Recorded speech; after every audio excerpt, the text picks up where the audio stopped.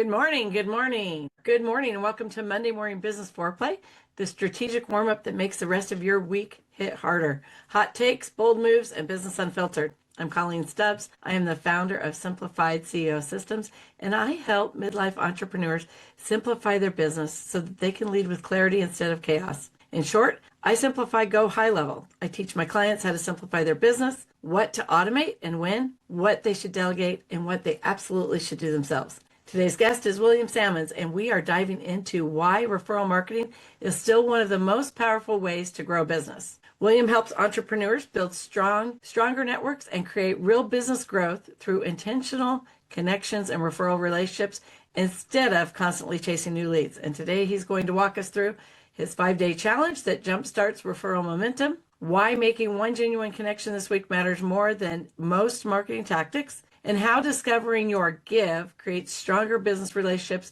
and referral opportunities. You're going to walk away with real strategy, real perspective, and probably a few uncomfortable truths, because let's be honest, growth never happens when you're comfortable. William, welcome to Monday Morning Business Foreplay. Thank you. I'm excited to sit with you today. So if anybody is ever wondering about your email messaging, let me just go over this. I'm sure Billy will love this. So I try to teach my clients to make sure that they do that follow-up, right? Always do your email follow-up and check and see who's getting it, who's not. And then if there's somebody that you think is a superstar that maybe isn't opening your emails, why? You have to step up and be a leader, right? And so this is how Billy and I reconnected. We had connected a couple of times. I thought it was amazing. Love what Billy's doing. Love his live local marketing. I had reached out to him a couple of times. He wasn't opening my emails, but I'm like, hey, what's wrong with you? The precursor that he sees when he just pulls up his email, right? So of course he opened it and I'm like, either you don't like my content or you don't think there's value in being in a relationship with me. Which is it? He did respond, and so we were able to build out a collaboration from that, and it's been great. But sometimes you really have to take the bull by the horn, especially when it's somebody that you've met through networking and you really like, or maybe you really see potential there for a relationship, and that's what you want. So, Billy, I'm going to give it to you to take it away. Yeah, so today we're going to do it super simple. Like, I believe in simple. I spent the first 15 years of my professional career being a teacher. I stood in front of teenagers and tried to get them to learn things. And so it's kind of like that precursor to be able to get any audience to pay attention to things. Because if you can get teenagers to pay attention to anything, like I'm pretty good with most audiences. It's pretty easy. So we're going to make this simple. We're going to do 5 steps, right? Five steps. But before we even start all of that stuff, what I really want you to do is I want you to write down 2 things, 2 goals for your business that you would like to get out of this discussion we're having today. Just 2 things that I would love to learn, or things I want my business to do after I talk today, and just write down 2 things mentally, physically. I'll give you a few seconds. Write down 2 things, 2 goals you'd like to get from after this discussion today. So, all right, good. As we do 2 things you want to get out of this. And so we're going to do 5 steps because I believe in steps. I think steps are just linear. It's easy to follow. It makes life so much easier, and it makes it doable because I want to keep this simple. I want to be sure that at the end of this, when we have our discussion, that you're like, that's it. That's the whole thing. That's all of it. That it can't be that easy, because when I keep it simple and I keep it straightforward, there's no excuses not to do it. And the systems we use, and I've been using for the last 20 years, are so simple because I need to be able to manage a business and do referral marketing at the same time. So the 5 things we do. First, we always start with your business values. It has to start with you. What things are important to you? What things are vital to your business? Where do you start seeing yourself gravitate to? Do you use certain businesses, certain brands, certain things? That helps define who you are as a business as well. You have to know what's important to you because that sets up the stage for all the rest of the steps. Even things like, if I were to pick up and do a different business, what things about me would go with me? That's the essentials. Like when you move out of your house, you don't bring everything. You just bring the stuff you really need. Same with a business. What are the values that if I were to move out, what things do I need? What things come with me? Because establishing a business is first and foremost. And then we move into the second thing is who holds those same values. I've learned the hard way that sometimes you have to say no. You got to have businesses that are in alignment with you. People like Colleen, we hit it off right away. We believe in the same things. We believe in community. We believe in giving. We believe in trust. We believe in certain things. And so you have to align yourself with businesses that are in that same vein. There's many times, like I said, I have had to say no to businesses because I see them like online getting in fights with other business people or not treating their clients well or getting into arguments. That's just not where I align. And if you're able to say my values don't align with your values, you can say no a lot easier because sometimes you have to say no. Well, and I So we think start with, I'm going to interrupt right there. I think sometimes the trick is to say, that doesn't work for me right now. yeah, It's not a good fit for me right now. And that way it's not so harsh. As what I found is sometimes we grow and change in our business, and later down the road, it may be a better fit. Maybe they grow and change. Maybe they level up. And so down the road, it's a better fit. So, and then I don't like to just say, like, your values are suck. So, no, I don't do that. I just say we're not in alignment. I just like, you know what? That doesn't really align with what we're doing right now. yeah, there Well, you like I go. said, I usually do like the comeback, like, hey, it doesn't seem like it fits, but we'll come back to this in a few months. Or, sometimes it's a hard no. There's definitely some businesses that I know I'm like, that's a hard no. I know what you do. I know what kind of people you are. Like, I'm going to politely say that's a hard no. But yeah, you have to be able to know where you stand as a business and who aligns with Right. you.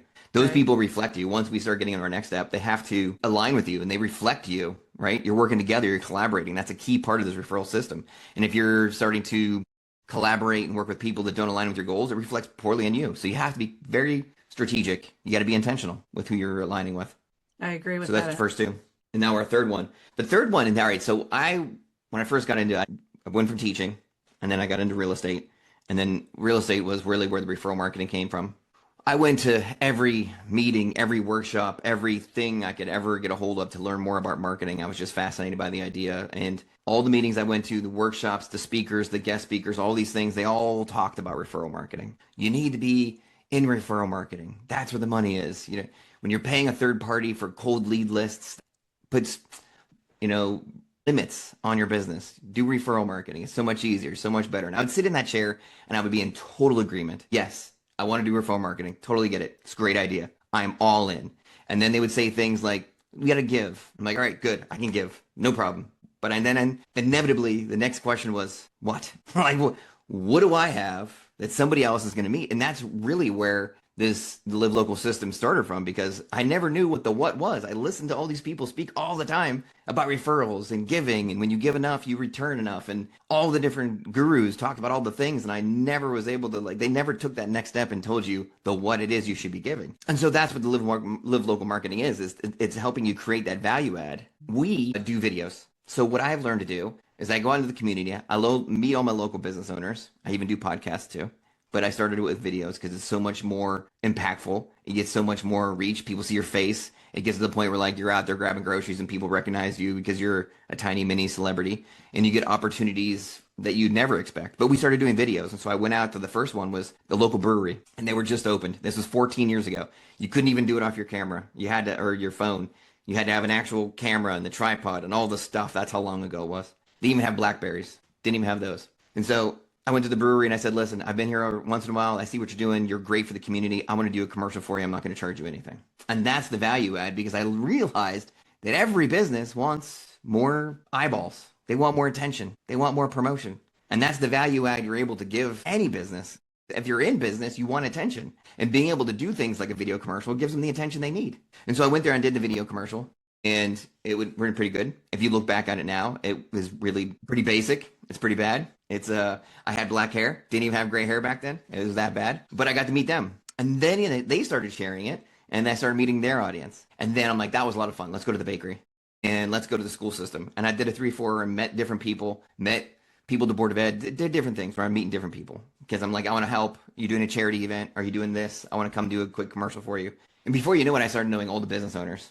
And then I made that quick pivot, kid, because I wasn't growing a big audience doing it that way, but I was meeting a lot of people doing it that way. And then I realized, the business owners, they're the ones with the audiences. They're the ones with the people that know, like, and trust them. Why am I spending time trying to grow an audience when I can just know them and they bring me the audience because they reshared it and I would tag them and they would retag me.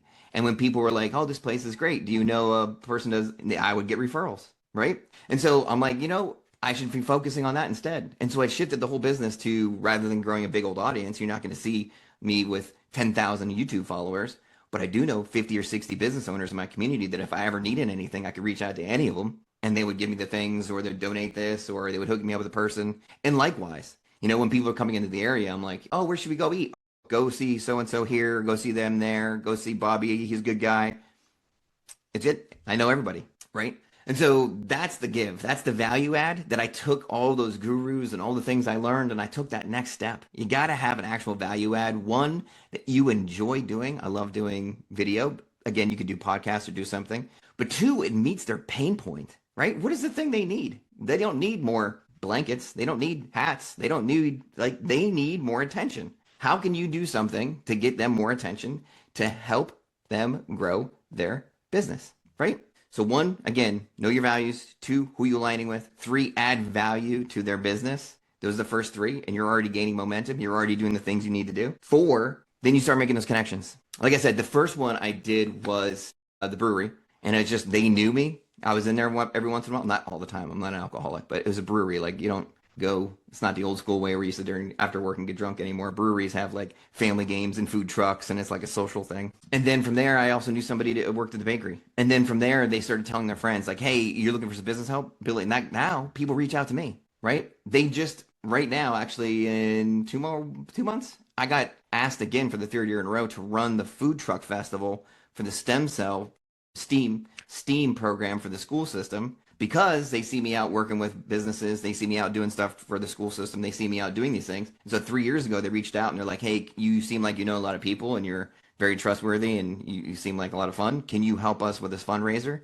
And we created a food truck festival. And so now every year I get to meet all the parents of this event, and I get to meet vendors and food truck owners and people at the board of ed and the parents and the teachers. And so I get to meet all kinds of different people. And that was simply by just doing a value add to local businesses that just grew and grew and grew. And so when you reach out to people, there's lots of different ways to reach out. Start with people you know. I started DMing business owners. Hey, I do free commercials. I started using the video commercials that I made for the brewery and the bakery to say, hey, listen, Fred, I know you run this and this. Here's a video I made for the food truck for the brewery, and this is what it looks like. Kind of come in and do one for you for free, right? So there's lots of different ways to reach out, but start doing it. Start making it a part of your schedule. I'm going to reach out to 2 business owners every week. I'm going to start reaching out to 3. Start replacing some of those cold market strategies that really barely work.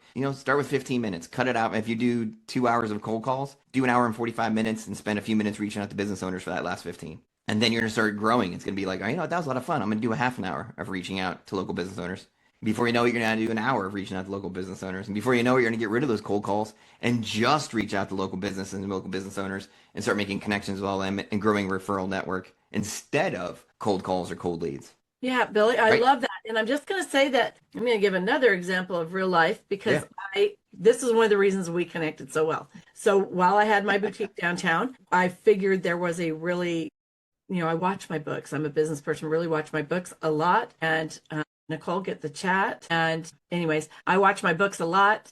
And I saw the slowest week of the year was the first week when kids went back to school in like September. And when I say the slowest week, I mean, like, some businesses would wonder if they were going to have to close.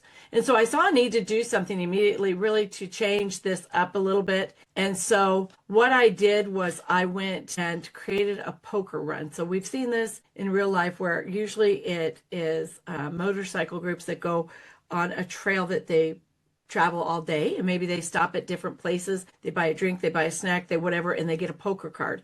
And then at the end of the run, whoever had the closest hand gets a prize, right? And what I did was I went around to all the businesses in town and passed out poker cards and had them brand them. So they could stamp it with their business stamp, whatever they wanted to do. Poke funny holes in it. Some poked like a heart in the very center, whatever it was. Passed those around, went around like Billy did to all the businesses. And mind you, I am not a social media person, but I just took my phone, went, like, let's say, to the liquor store, and I said, hey, I'm at the liquor store.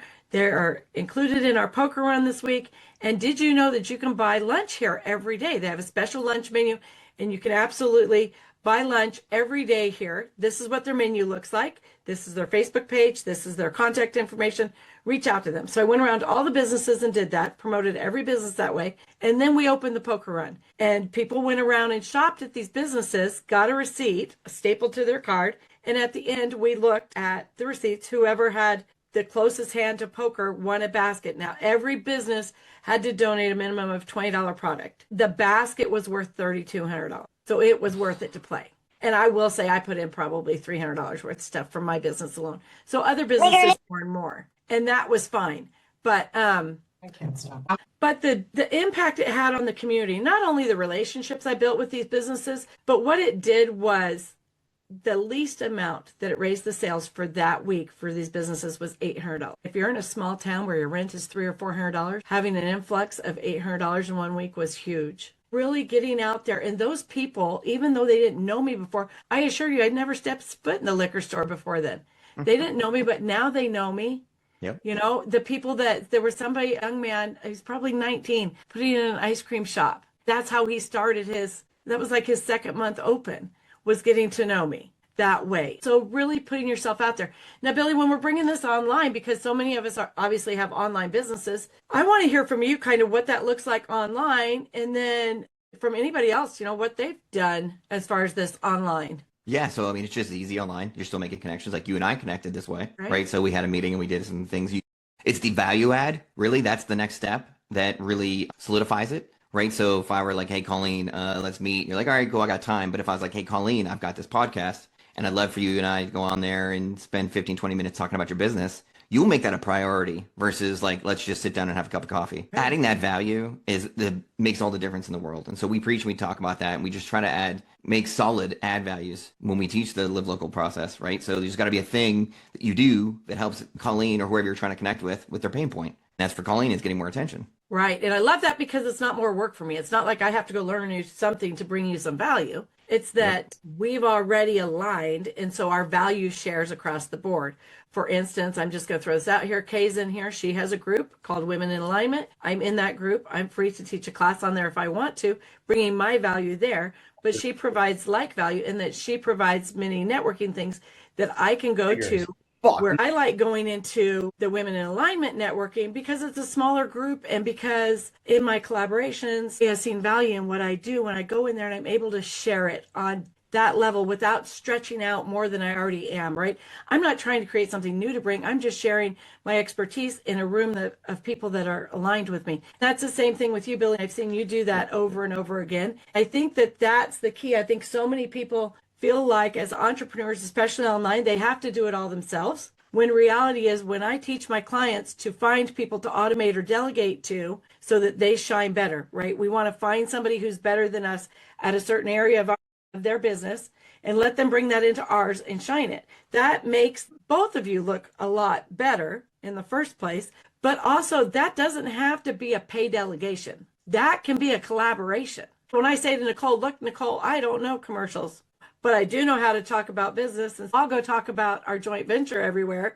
and you go create the commercials that I can share. It's the same collaboration, but instead of paying Nicole to make a commercial for me, I'm actually just trading her for my voice, right? So Billy, tell us about how you do that. Yes, that's actually the fifth part of the 5 steps, right? The fifth part is distribution, right? So that's how you get all the connections and meet all the people. And there's unlimited ways to do it because you've got content that everybody cares about. You've got local business content. My open rate's around 60 or 70% because I'm not like selling my stuff. I'm talking about the community and I'm showing local business owners and I'm doing things. I DM clips from the videos that I make. I send them in text messages. You'll send them on social media. You give the content to the business owner, like you just said, to help collaborate. Now they've got a bunch of content that they didn't have to create because I need content anyway. I give it to the business owner and they sprawl it out and put it everywhere else. I think so. Billy, that was train of thought, right? Like this is a free tool. If you're willing to do the work, you have to train your brain to say, what does Billy need? What would help Billy's business? In my realm of Monday morning business foreplay, which we're in right now, one of the things I do is I send out swipe copy. And so Billy, before this, got a copy of social media post captions he could use, an email he could use to invite his audience. He also got a copy of the transcript, so he knows kind of what to expect when I throw things at him. And afterwards, here's what Billy gets. He may not even think to ask for this, but what he gets is he gets a couple of short clips from this that highlight him as the expert in his field. He can share those around anywhere he wants. And so really, when we're looking at somebody to collaborate with, we have to refine the skill of understanding what other people need. Once you've built those relationships, then you can go back and say, hey, Billy, guess what? I'm going to host my first masterclass. How do you feel about sharing that with your audience? We've already got the rapport built. Then it's a sure because we're pals, because we've been doing this, right? I will tell you too that I'm on the same boat as Billy. Like I don't care to have a ton of followers. I have always had a small circle and I have always been successful. I think Works. that it's the quality over quantity. When you came online, everybody's like, you have to have thousands of followers. You have to have 40,000. You have to have a million. You have to, no, you don't. No, you don't. It's no different than real life. No, you don't. Do you want to be in a room with thousands of people that you maybe know their name or recognize for a second? Or do you want to be in a room with six of your best pals? It's a huge shift, but it's one that proves that you can actually be successful with smaller numbers. Yeah, and odds are people that are in this meeting right now, like there's odds are that somebody else does the same business you do, right? You're probably in a competitive space. We have to do all the things we can to make ourselves stand out and make ourselves different. Sure, people go to BNI groups and they do everything and shake hands and they know each other. But when you do the value add, when you do something extra, you make yourself stand out, right? I'm bump into right now. It seems like the flavor of the month's financial planners. Like there's so many financial planners, and I've got two or three guys that work on the system, and they're like, there's so many of us. What they're doing is going out and meeting local business owners and making connections and providing value to them that they stand out. They make themselves look different than all the other people that are licensed. I see that across the board. People are like, oh, there's so many people in my field that I need something to make myself stand out or be different. It's not making 300 cold calls per day. That's not sustainable. That's not what like the experts that are really crushing it in your field are doing. You just got to think about that and what can you do to add value and how can you make yourself look different than everybody else? That's interesting. I love that. So for a little while, probably 23 years ago, when I was home with a newborn baby, I had a friend that had told me about tax sales, buying properties at tax sales. The way that it worked in the state of Missouri was it was like a first bid, first get thing.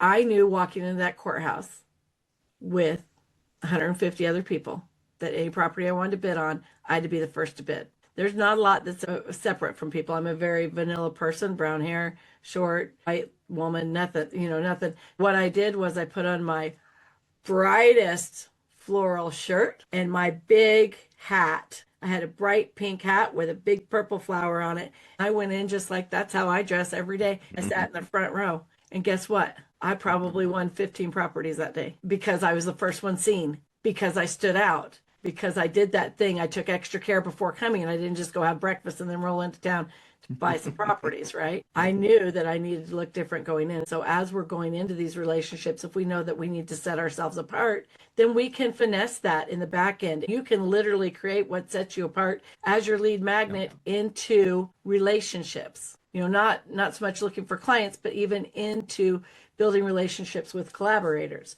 Just have that thing refined and do it well. It needs to be done in a way that can be tweaked, even for different audiences, maybe. What are your thoughts on that, Billy? Yeah, I mean, you make more connections than you ever would have thought. I mean, the example I always give is I was at one of the events we ran, and a guy that was walking through does Netflix movies in my community. I had no idea. And he's like, yeah, I do Netflix movies. I'm like, wow. And now if I would have said to him, let's go grab a cup of coffee and talk about your movies, he'd have been like, yeah, we'll get to that. But I said, let's sit down and do a quick video and talk about the next video that you're going to make. And he's like, oh yeah, next Thursday, I'm free. Let's do it. Like the urgency changed because I was doing something for him, adding value. Then I created the content, got it all out to everybody.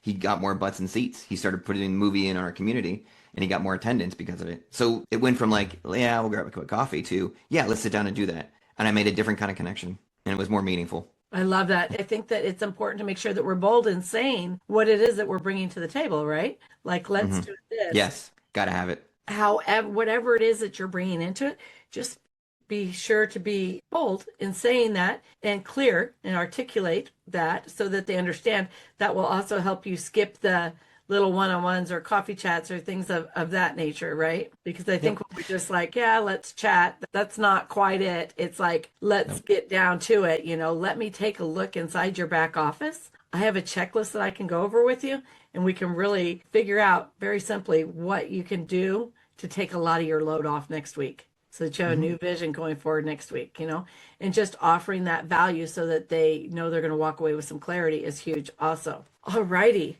Billy, do you have anything you want to add before I open this up for our questions? Anything else? No, just that was some 5 steps, right? So we want to make it sure it's simple. You have your values. You have people that align with your values. You've got the add value itself. You've got the starting to make contacts with people.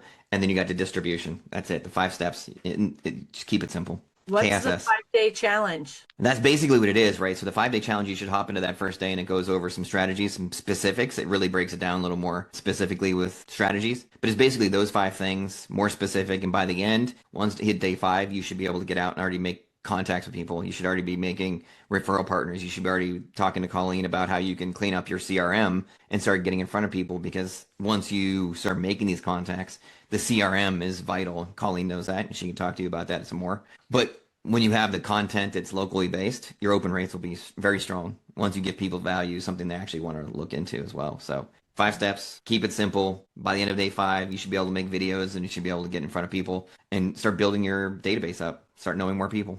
Do you have that in a link somewhere or a PDF or anything like that? I have it on the website. So it's livelocalwarmmarketing.com. Okay. You know what? I need to give you a code. We need to do a code, a Colleen code, so that way everybody here gets it free. Yeah, why don't you do that and get it to me? And I will, if everybody will watch their inbox, I will get that email to you today after this sometime. But I just love this, Billy. I love what you're doing. And of course, you know that. And all to think just because I was a little bold, right? So before we does anybody have any questions? If you do and you want to raise your hand. Hi, everyone. Don't have a question, but wanted to reiterate the point that you were talking about it being unsustainable to have a relationship with a lot of people or constantly doing, outreach calls. Absolutely. And when it comes to marketing, numbers game is just vanity.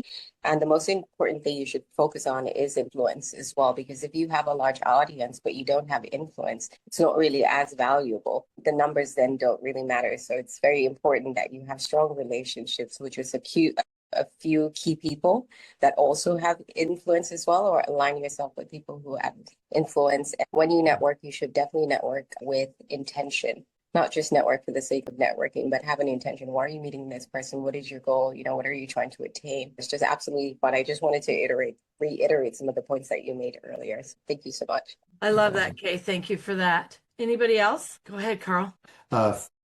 First, Billy, when you all were talking about making yourself different and Colleen dressing in the flowered shirt, it reminded me of something that I've actually trained.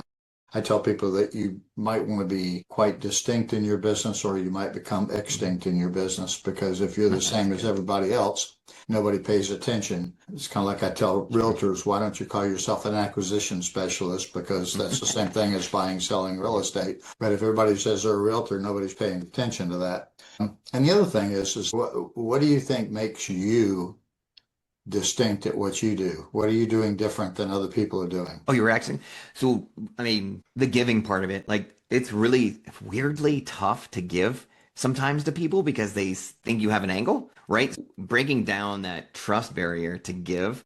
Once you're known as a giver, the trust starts coming to you and opportunities arise, like weird stuff. Like, I'm on the board of directors of the Children's Theater. I'm on like all these different things that it just opportunities came. But I think that's the thing is coming at them with giving without asking for anything in return and building that trust, I think makes it a little bit different, especially in the field of real estate where that's where I built the system up through, because that's known as an industry that's not trustworthy in general, not everybody, but in general. But I think that's what it is. The building the trust, not asking for anything in return, and coming in with some energy and authentically wanting to see other people succeed. Totally agree. In fact, I built my entire platform and networking organization on that. I actually had 14 people last year that wanted to join my organization that I would not allow them to join my organization because I knew they weren't in it for the right reasons. So we believe in, and I'm sure you've heard of Zig Ziglar, you said, Yep. To paraphrase, if you help enough other people in life get what you'll get what you want. And, I kind of try to blow people away in a one-to-one where I try to make it 90% about them and then only 10% about me. And I think that's a formula that works, because then they're saying, geez, this person's really interested in me. They're not interested in just coming in there and bloviating or vomiting all over me with how great they are. So, or selling. Right, exactly. Tracking down some people sell right away. Yeah, we don't. There is somebody I have somebody in my area who does the same thing I do. They come out to local businesses, but they pitch. They do the video and then they send a DM right away when it's over and they start pitching their services. And so the trust isn't there. Like, oh, clearly you're doing this just to sell your thing. And their success isn't quite as, like, the follow rates and the closing, the referrals, the things like that. The real metrics aren't there for this person because he's a seller. He's not a giver. It's a big difference. Right. And I love what you said, Billy, about coming in with energy. I think that that's important to remember too, that it doesn't matter if there's one person or 10,000 people in the room. You need to come in with the same energy and the same excitement for what you're doing, what you're sharing, and how your tool, resource, or strategy can really Yes. help the other person. Because when you come in, you're just kind of like, yeah, I got this thing. It's totally different when you come in and say, let me show you how amazing this is and how what a big difference it can make in your business, right? Carl, go ahead. Okay, I've got I have a formula that I use when I train people how to give referrals. I actually don't use the word referral. I tell them how to make connections for people. But I was wondering, how do you tell people they should make referrals? How should they make referrals? Yeah, Like how do they make when the they're going, connection? when you've met somebody you know, you've gotten to know, like, and trust them, how do you refer them or connect them? Oh, usually I just, all right, so there's lots of different ways. I often have to, like, hey, when I introduce you to people, how would you like me to introduce them? I've done the same thing with Colleen many times. Like, how do you want me to introduce them? And she's like, oh, I'm this, this, this, and this. I'm like, all right, great. So either if it's in person or it's an email or if it's networking meetings or it's whatever, I always introduce them like, hey, this is what makes Colleen great. This is what makes Carl great. I think you guys should get up and connect with one another. And I'm sure I know I've collected Colleen with people. Like, that's really how I do it. I like build them up, talk about the positive things about them and why they should connect, and it usually works that way. I hope that answers your question. I think that's what you're asking. It does. Okay. Yeah, that's fine. Yeah, and I think that's And I, important too. It's a very important part because I yes. always say, hey, Nicole, I want to introduce you to Billy. Billy Yeah. does blah, blah, blah, blah, blah, blah, and he really excels Yes. at this. And Billy, Nicole does this, this, this, this, this. I see crossover here, or I see that you share the same audience and really could exemplify each other when you're working together. You guys go have fun. And then I Yeah. let it go, right? Like, but I always try to let them know because there's nothing worse to me. I sat in 2 meetings in the last 2 weeks where it was like, okay, why am I here? I don't see the connection. I don't see Yeah. what the person connecting us saw. Yeah. And I wish I did because I feel like otherwise it's a wasted connection and wasted energy. Yeah. No, I mean, that's a great point, Carl. So, like, the value add we talk about, I do videos, but connections are another way. And I've also, another great way is by connecting local business owners. For example, I know a coffee shop person and I know a lender. The lender was trying to get some more promo time in the coffee shop. When I was talking to them, they're like, I hate paying for these sleeves, you know, the little sleeves that go in the coffee cups. They're like, this is just eating my budget away. So I was able to connect the coffee shop with the lender who was looking for promo, and he put his logo on all the sleeves. So that way it was a great marriage between the two of them because it was the pain point that they each had. And so you are able to make these kinds of value adds in addition to the videos. But the videos and the podcast is getting your foot in the door.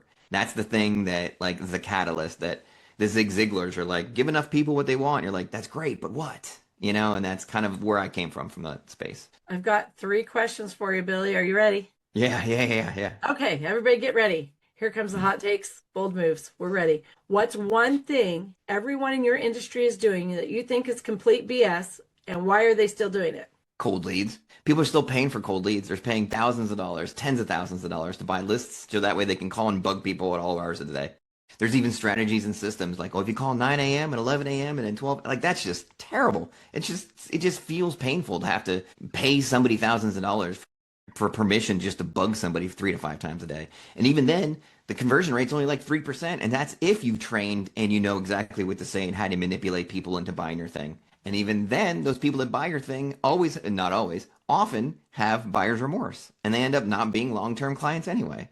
So the system is just, I just hate cold leads. Yeah, I would agree with that. Okay, number 2. What's a mistake you made that cost you serious money or time, because time is money, that you kept making anyways because you were too proud or scared to admit that it wasn't working? Events. So I do local business events too. We were at one point doing one a month and they were doing great. But the first few that I did, I thought I had to be the center of attention and I had to run it and it had to be around me. And it was for me to help prop up the business. And that's not the way those things should go. It should be in collaboration with local businesses. We should each stay in our lane. So I did one that I thought was amazing. And I, to this very day, thought it was amazing, where I did beer and bakery at the brewery that I talked about in the beginning, where the local bakery made cupcakes and things that paired with the beers from the brewery.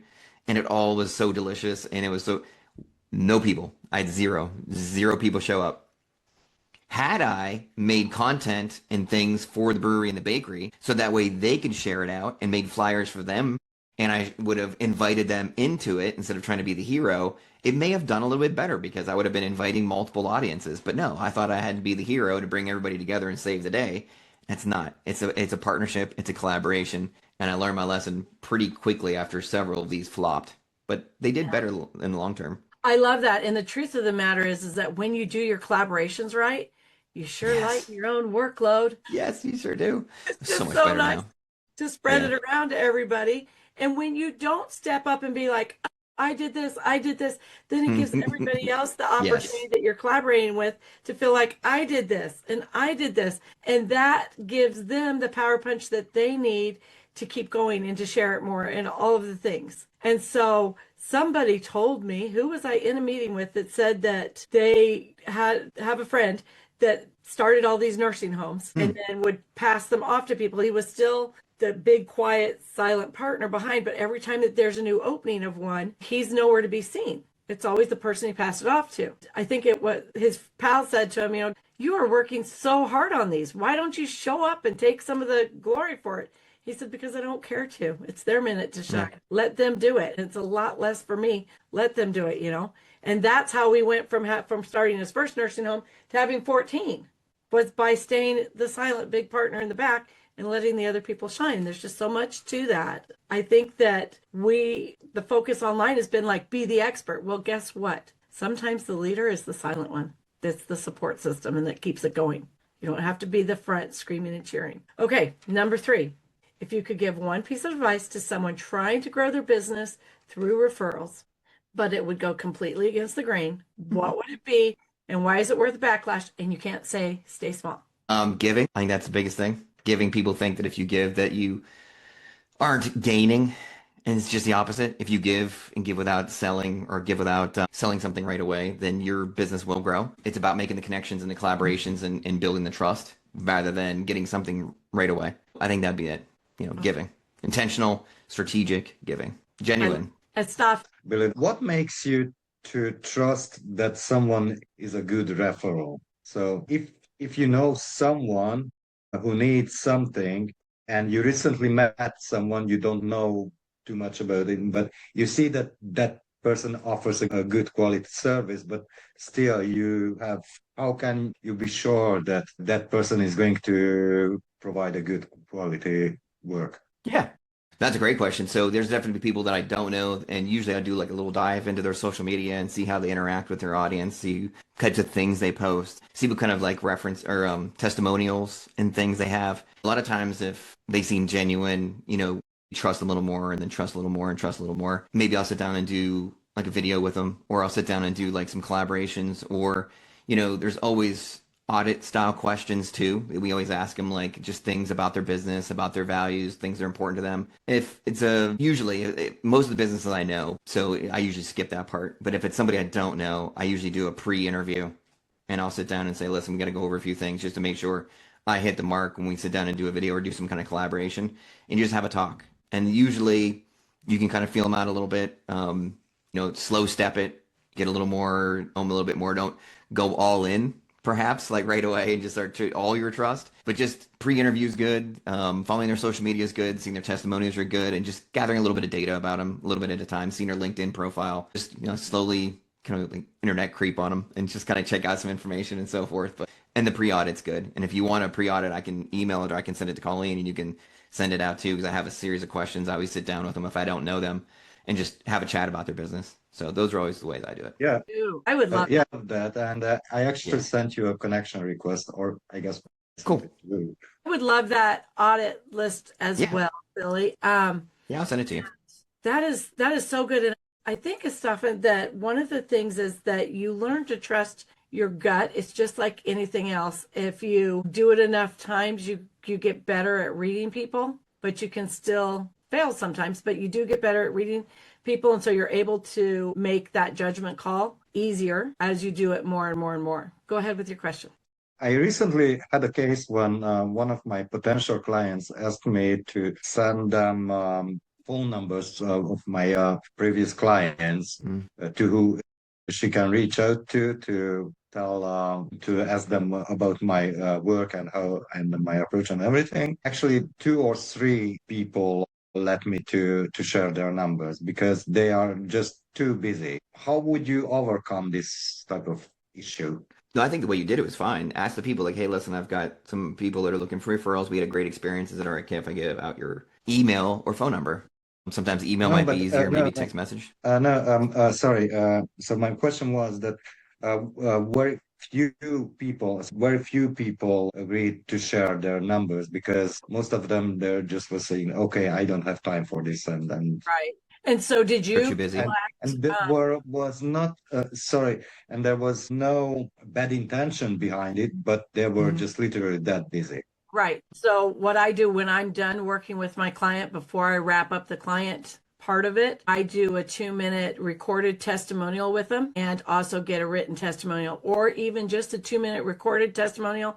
And then I draw the transcript from that and create the written one. Then you do have that you can share, which clearly is not going to be as good as sitting down with the person and talking to them, but it is probably second best. I would say, what say you, Billy? Yeah, that's good. Or email or grabbing the testimonial at the time of. Yeah, those are all probably the easiest. If you don't have a lot of clients, or if you have most of the good ones are too busy, emails or maybe even a Google form where it's like, hey, this will take you 3 minutes, promise. They can fill out some feedback and things that you can share with other people as well. There's a lot of quick and easy hits that you can use, but that's a tough one. Trying to grab the testimonial, like Colleen said, like right after you did done with dealing with them, or find faster, easier ways where you're like, this will help me out a lot. It'll only take you 2 minutes, promise, and you might be able to get a few people to give you a little more feedback. Right. Okay, Thank you I so see you have a much. question.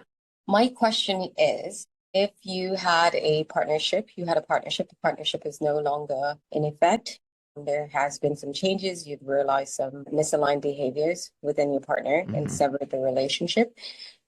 When you began the partnership, you made an announcement. Would you also make an announcement to, update everyone or whoever that the partnership is no longer effective or you're no longer in a partnership? Um, yeah, I don't know. It seemed a little bit like a sense of sabotage, which doesn't feel good. So how Yeah. would you that? Because you are aware that people might be working based on your relationship with that person as well. Yes, I had a lot of content with somebody who did turn out that way. So I've been slowly just weeding that content out. I didn't make a big announcement. I didn't want to Yeah. I don't want to make a big deal out of it, or seem over dramatic with it, or the person had their reasons and I didn't want to start dragging those out into public. So I just slowly started pulling all the content that was shared with the two of us in it and started refocusing, remaking some of that content with just me in it, started pulling a lot of that stuff out. I did it slowly and quietly. I didn't really make a big scene out of it or make it very dramatic. There are definitely people who came on board to work with her, and I pulled those people aside specifically. Like, hey, listen, so and so is having a moment. We're not together, the relationship's not there anymore. If you want to continue working with me, that's great. Otherwise, this is her contact information if you want to continue working with that person. And I didn't make a big deal out of it. Like, things we control and things we don't. I focus on the things I can control, and that's how I handled it. I love that, Billy, and I think that we could be twins because I recently had a huge fallout with somebody, and they went back over all their content that we had together and put a dog's face over my face. And I thought, well, I'm in seventh grade, like, but I Yeah. feel the same. I feel like, okay, you know what? We are professional individuals, and anything that we do is a direct reflection on us and how we handle It hard is. times. There are so many Yep. people watching us to learn how to level up, and they have to see that it can be done professionally.